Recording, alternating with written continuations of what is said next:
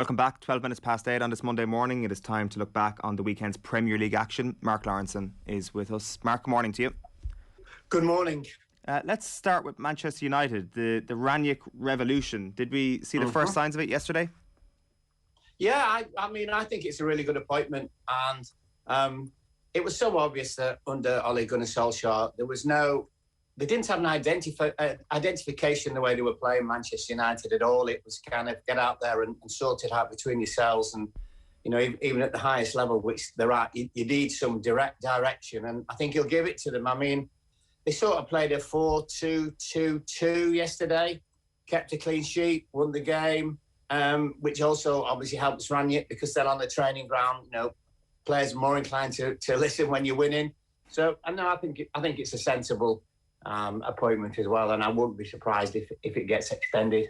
Is it as simple a thing as the players providing a better body language, showing more energy that can transform, say, a team without the ball? Because I guess there's two elements to that. Is it how they're being instructed? Is it the actual tactical approach to pressing, or is it the actual application from the players? And it seems that things have changed, or things were so apparent so quickly yesterday after one training session, that there must be a little bit of both to this story.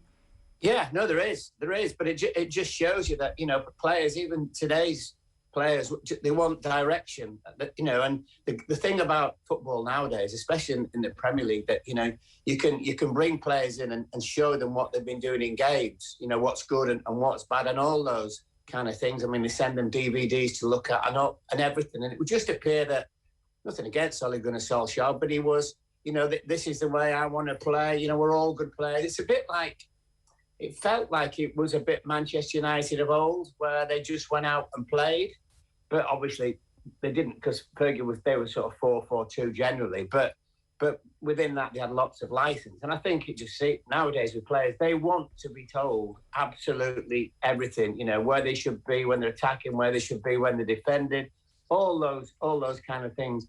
And if you think about it, it's really, really good then, because, the manager will say, oh, actually, I told you to be X, and you're not being X. So, sort yourself out and get in there. And I think it's very easy, really. But as I say, they just, every time Manchester United play, you couldn't actually decide how they were playing, as in formation or tactically.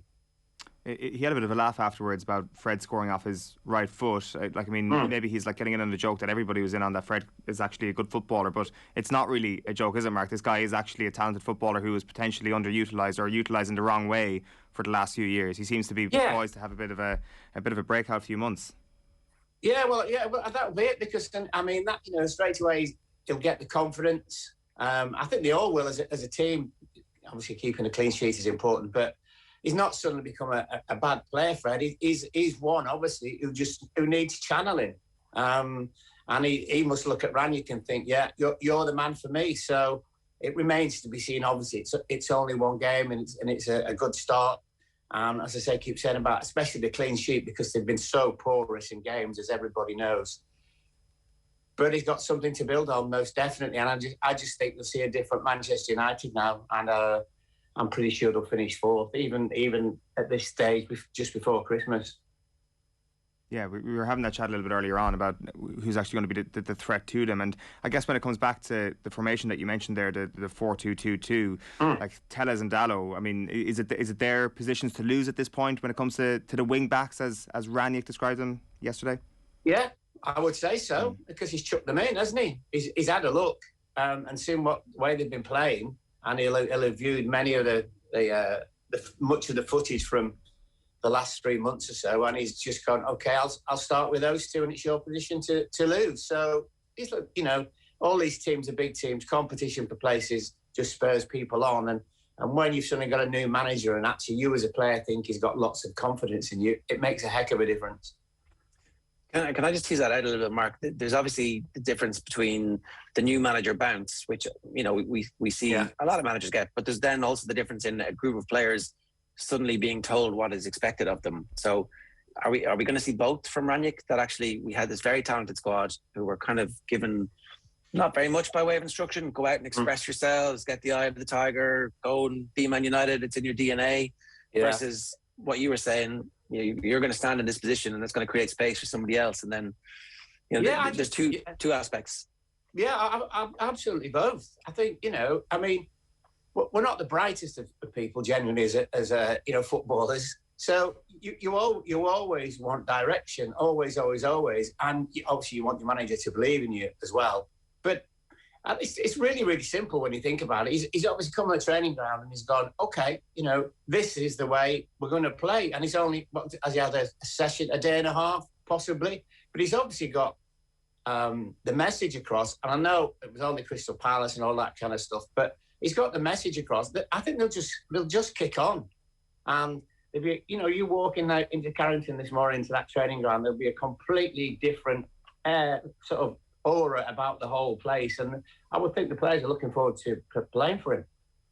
I suppose the other thing we find out now is how good the players really are. Like, you know, are they the fourth or fifth best squad, or are they actually good enough next season with maybe one or two additions to compete at the very top level? I'm not sure they're at that level yet, are they? No, they're not at that level yet because they've also been terribly inconsistent, haven't they? So, but you know, look, it's like anything. A new manager comes in, and if he does well, which we think he will do, and he'll start to win loads of games, then obviously you know, he'll start to buy players, and he'll buy players to fit the system. I think that's the important thing from his point of view. And because when you look at the managers they've had previously, the last 3 or 4.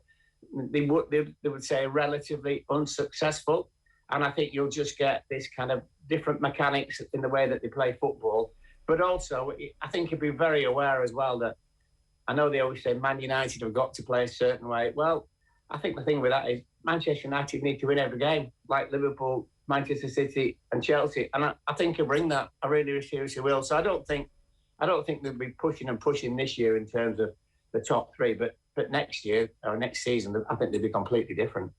My last one on this, right? The manager was kind of, or the process was criticised immediately. And I said, "Oh, another interim manager. What are they doing?" But actually, Rangnick managed to nip that in the bud when he said, "Well, who knows? Maybe I'll recommend myself for the job," because there was some fear that maybe he'd be a bit of a lame duck and that the players might start playing for a move away. Now all of a sudden, it's like, "Oh, this guy's sticking around. I can't really phone it in." Well, you only need to listen to the likes of Klopp and other people who've either been coaching with him, played for him, all those kind of things. I mean, Klopp said straight away, you know, beware. The Premier League needs to beware because he's in, and he's, you know, I think the fact straight away he didn't dawdle about it. Manchester United, crikey, biggest team in the world. I bet those were his words, not mine. So why wouldn't you buy into that? No, I think it'll be good for Manchester United. It's just taken an awful long time to actually get there. But as you know, I mean, in terms of the recruitment, they've been very, very average. They've just bought players who they think, oh yeah, let's go buy him. And sometimes you look at the players they bought and you thought, well, where are they going to fit into the system? And they basically didn't. You won't get that with this guy. He'll be very methodical because, you know, that's the way the Germans are, aren't they? Not being stereotypical. So, you know, I think that's the way they are. He sounds like the type of guy who should be trusted with a few transfer windows. Yeah. Why wouldn't you? And, you know, he's been all over the place in terms of managing and stuff and coaching. So he's seen every sort of tactical manoeuvre you could possibly ask about. I think one of the best things will be, and you can get it from the calmness straight away, that he'll be able to deal with players. And he probably won't even scream and shout apart from the odd occasion when you really need to. But I think very much he seems to me as a manager will just sit people down and go, look, you know, this is what we're looking for, and I don't think he'll make any enemies there. So I think the squad will be a happy one. Although of course, if players all of a sudden who had started under Ollie are not starting under Rangnick, then that's a little bit different. But he'll even deal with that. You know, and go back to Klopp again, and that's what he does. I mean, how he keeps that squad happy, I've absolutely no idea. I mean, you know, look at Origi on Saturday. He hardly starts a game, but he comes on and wins a game for them, and he seems happy as Larry. Yeah, it's incredible man management. Like we were making that point earlier on. Well, I think Rangnick's got that. Yeah. I think he really has got that, and I think he's got this calmness about him as well. Just one last thing on Manchester United. Then, are you still looking at Lindelof and Maguire, the starting partnership, yesterday and saying that's a disaster waiting to happen, or did you see, granted it's only one game, did you see enough changes yesterday that they'll get the required protection for them to not be such a liability as a central defensive partnership? Well, they've had loads of protection, haven't they? Because Manchester United, I mean, Carrick took over very briefly. He played 3 holding midfield players in front of them. You know, the back 4. I just think they made lots of mistakes. The 2 fullbacks, Wan-Bissaka and who was the left back? His name escapes me now. Who didn't play on at the weekend? Sure. Sorry, sure, of course it is. They've really, really struggled. And they've struggled defensively. They might be fine going forward, but look, you're a defender. You've got to defend. And I think it was a little bit of a case of just sitting people down and going, you know what, you're not a unit. You know, the 4 of you are just not a unit. Sometimes it was 5. And ages ago when I came on one of your programmes and they signed Varane, I just said to you, I said, look, the thing about that is he gets injured an awful lot of times. You know, he's a really, really good player. So they have to make a decision. But again, you know, Lindelof and Shaw, I think they will improve. I think the whole team will improve. Whether they're good enough at the very top, at the elite level, as a pair, remains to be seen. Let's move on to some of Saturday's action then. West Ham beating Chelsea 3-2 was an extraordinary game. I think it does seem reasonable for Chelsea to point to maybe some of the injuries in midfield for a reason why they haven't been amazing over the last little while. But at the same time, they've spent an incredible amount of money, and I don't think anybody will have one iota of sympathy for that argument at the moment. So is that why things have gone on a little bit of a dip for Thomas Tuchel over the last little while, or is there a greater malaise here? Well, no, I don't think there's a greater malaise, but it happens to all teams. They have a little bit of a downtime, if you will. And I mean, go back to Liverpool, drawing at home to Brighton, drawing away to Brentford, losing at West Ham as well. You don't suddenly become a bad side. I looked at them. I mean, Lukaku came on, didn't he, eventually? And you're looking at him and you're kind of saying, well, if he can come on, why doesn't he start him? And I know you're on about the midfield players and stuff, but they've got two players for every single position. They just had a really good run, and now they're having a little bit of a dip, but they'll come back, and Lukaku will start scoring. I don't think there's any doubt about that. And I still think they're arguably, for me, that they're the favourites to win, because they will get stronger. For sure. The West Ham side of things obviously is one of the stories. Like, I mean, I think we had... The goalkeeper's not been good, has he? His decision making at the moment is not good, to say the least. I mean, he was really, really fortunate against Watford, wasn't he? But he's just started to make mistakes. But that's a position which I think is the most difficult position in football, goalkeeper, because when to come and when not to come, and all those kind of things in a kind of split second is very, very difficult. And also, he looks to me like he's a little bit bored, Mendy, and he wants to join in. Which I remember a certain person we used to play with who was a bit like that. But he'll get it. He'll get it eventually. Feel free to throw him under the bus, whoever that is. Hey, Brucey. Yeah. But I was with him yesterday. But listen, he turned out to be a top goalkeeper. He was thrown in only at Liverpool because Ray Clements left. They didn't have a goalkeeper, and they threw him in straight away. And normally in those kind of years, you'd have a year or 18 months in the reserves just to learn, not just your trade, but also in terms of how you play with the rest of the players. But he turned out to be a top goalie, Brucey, but just a complete nutter. The other thing is that, like, we were speaking to you a few weeks ago, I think it was, Mark, and you weren't invested in this idea that West Ham are going to get top 4. I think it's fair enough when you look at United and possibly Spurs on their rise over the next little while. But what is the sustainable ceiling for this West Ham team? I would think top six sort of for West Ham. I mean, he very much seems to pick the same team every week, Moisey, as much as he can. He trusts his players. I've told you before that they work unbelievably hard. They're a great bunch, etc. But you just worry about Antonio getting his hamstring, his normal hamstring, etc.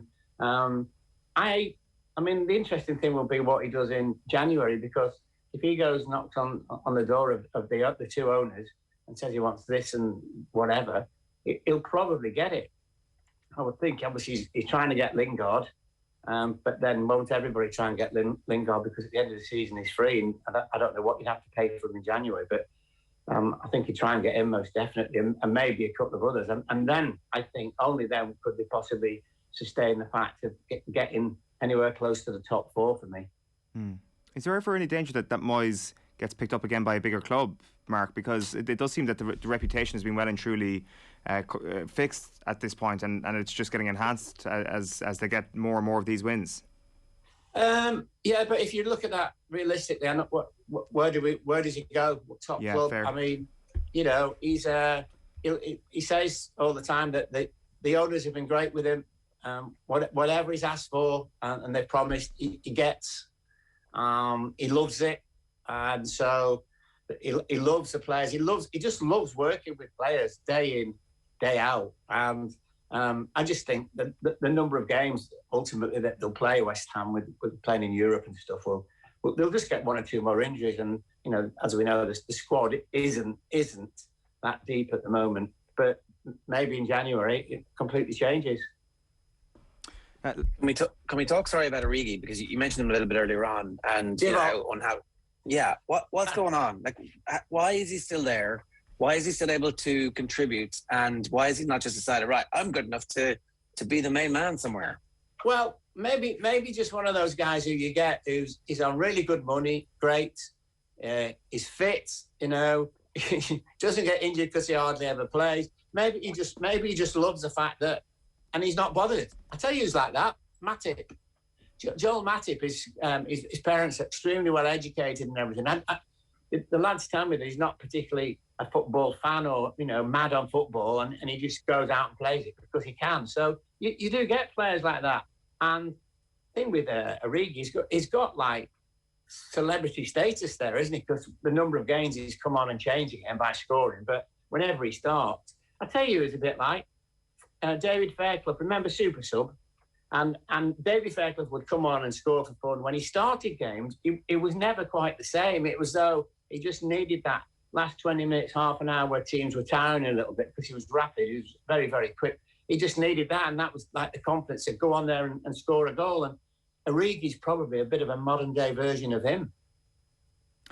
And is it Klopp's greatest triumph? I mean, apart from winning the Champions League and the league after a long drought, but to keep players like him happy and to keep them contributing, that to me seems the most difficult part of this, because giant egos, loads of money, jealousy, all that kind of stuff that like exists in every workplace, but it's just magnified when you're playing for Liverpool. And well, the first thing is he'll be on big money, won't he? Which is, you know, good luck to him. So that'll make him happy.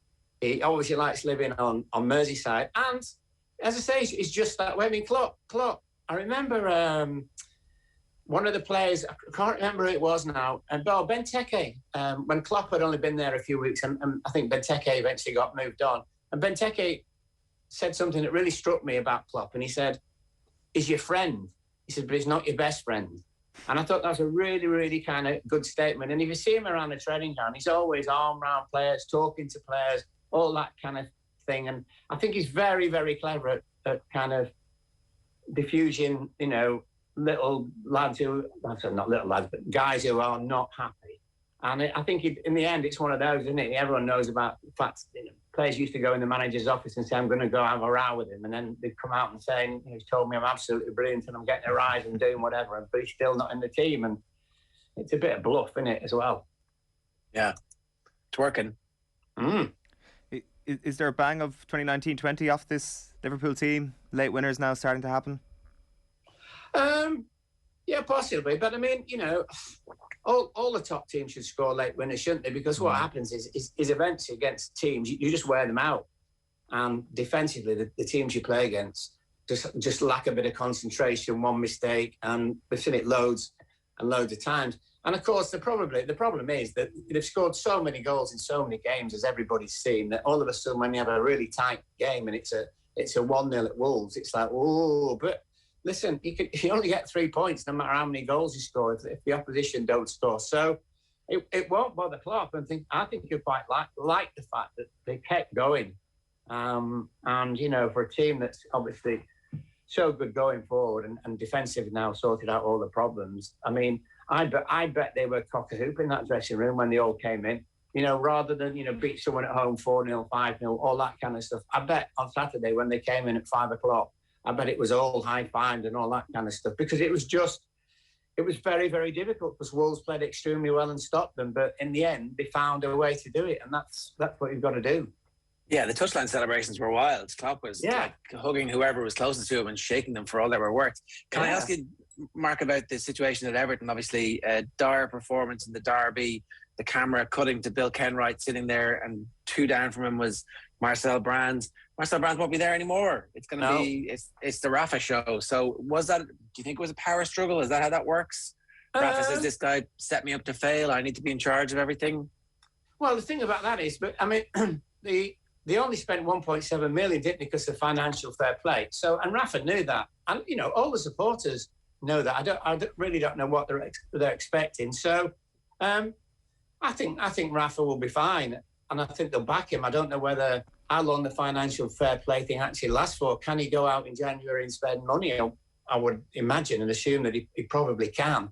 And that's, I think, then you've got to look at him and see what his team is. I mean, all the Liverpool fans were calling him Agent Benitez, weren't they, on after the game on Wednesday night? So, look, he's a good manager. It's just one of those, and it's should you go and manage your rivals when you manage them originally the team? So I think it's just the way that football is. But now probably with him, he's if you got rid of Brands, and he's now thinking, right, I'm in control of this. So good luck to him. Bill Kenwright's a good guy, He's a proper Evertonian, and he just wants the best for the team. Basically, I don't know about the owner. I don't even know if he goes to the games, but Bill Kenwright's still a very powerful voice at that club. And this is good news for Rafa in the long run, then, really. Yeah, absolutely. So I think he'll back him. I mean, I know him quite well, Bill Kenwright, only because when Moisey was there, as you know, he's my mate. I was with him on several occasions, and he understands football, and I think he understands people. Generally, he's done a really, really good job. So I think he'll just hopefully let Benitez get on with it, basically. As long as he don't improve too much, it'll be fine. Fair enough. And what about Steven Gerrard up against Brendan Rodgers? That was plenty of off-field narrative. It turned out that the on-field narrative was that Leicester aren't very good at defending set pieces. Yeah, and they've had a sluggish start, haven't they? Which teams always will have that. And they've got a few injuries, but it just shows you with I mean, Dean Smith didn't really do a lot wrong at Villa. If that fifth game, where he got the 50 seat, if he'd won it, I bet he'd still be in a job. But it just shows you somebody else comes in, different voice, different ideas, same players. What are they? 9 points from 12. So. And I think Stephen's quite cutting edge. He has a defensive coach. He has, I can't remember the name of the guy who does most of the coaching. It's not Stephen, although obviously he oversees everything. And apparently, this guy's really, really good. And all of a sudden, he's getting a tune out of them, isn't he? You think he's going to be good in the long run? Well, you just never ever know. But I would think so. I mean, with the other thing where he's going to be fortunate at Aston Villa is Christian Perslow was at Liverpool when Stephen was there.